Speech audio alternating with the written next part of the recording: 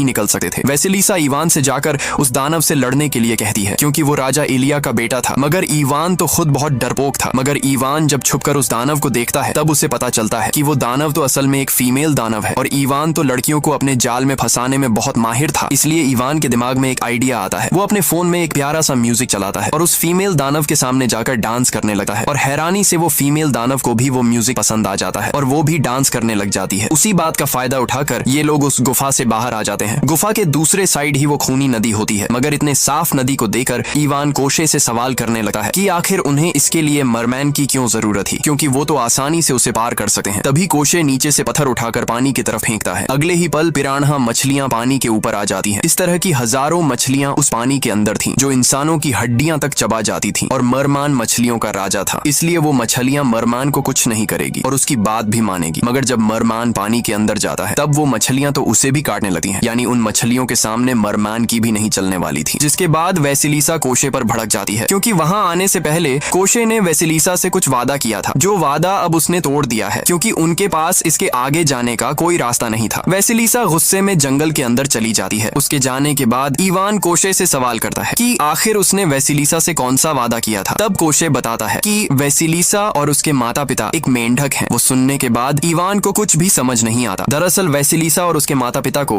किसी ने श्राप देकर मेंढक बना दिया था, लेकिन बाबा यागा ने वैसिलिसा को बचाकर उसे जब चाहे तब इंसान बनने की ताकत दी थी। मगर उसके माता पिता कभी भी इंसान नहीं बन सकते थे। उसके लिए वो चमत्कारी तलवार की जरूरत थी। वही तलवार वैसिलिसा के माता पिता को वापस इंसान बना सकती थी। अब कोशे की सारी बात सुनने के बाद इवान वैसिलिसा के पास जाता है और उसे दिलासा देने लगता है। वो कहता है कि कम से कम उसके माता पिता हैं तो सही, क्योंकि इवान ने बचपन से अपने माता पिता को देखा तक नहीं होता। वो बचपन से अनाथ आश्रम में रहता आ रहा था। अनाथ आश्रम के कुछ शरारती लड़के इवान को बार बार परेशान करते थे। उनकी ये सारी बातें चल ही रही होती हैं कि इवान को एक प्यारा सा खरगोश दिखता है। वो उसे लेकर वैसिलिसा को देता है, मगर वैसिलिसा अचानक से उस खरगोश को दूर फेंककर उसे मारने लगती है। इवान उसे रोकने की कोशिश करता है। उसे समझ नहीं आ रहा था कि आखिर वैसिलिसा इतने मासूम जानवर को क्यों मार रही है। तभी वो मासूम खरगोश अचानक से प्रिंसेस वरवरा में बदल जाता है, जिसे देखने के बाद वो दोनों जल्दी से भागकर कोशे के पास जाते हैं। कोशे उन्हें तुरंत उस पास के कुएं के अंदर कूदने के लिए कहता है। वो सभी एक एक कर उस कुएं के अंदर कूद जाते हैं। सबके कुएं में कूदते ही बाबा यागा की वो जादुई बाल्टी कुएं को ब्लॉक कर देती है, ताकि प्रिंसेस वरवरा और उसके वो सिपाही अंदर न आ सके। अंदर इवान सभी लोगों से मरमैन के बारे में पूछता है, क्योंकि वो तो कुएं में कूदा ही नहीं था। उन्हें लगता है कि शायद मरमन बाहर ही रह गया है, लेकिन तभी मरमन तो पानी के ही अंदर से बाहर आ जाता है, क्योंकि वो तो पहले से ही कुएं के अंदर था। कोशे मरमन को कुछ करने के लिए कहता है, क्योंकि अगर वो लोग वहीं रहे तो सिपाही उस बाल्टी को तोड़कर उन्हें पकड़ लेंगे, लेकिन वहां से बाहर भागने का कोई रास्ता ही नहीं था। तभी मरमैन पानी के अंदर चला जाता है। उसके अंदर जाते ही कुएं का पानी अचानक से कम होने लगता है, क्योंकि मरमैन ने कुएं के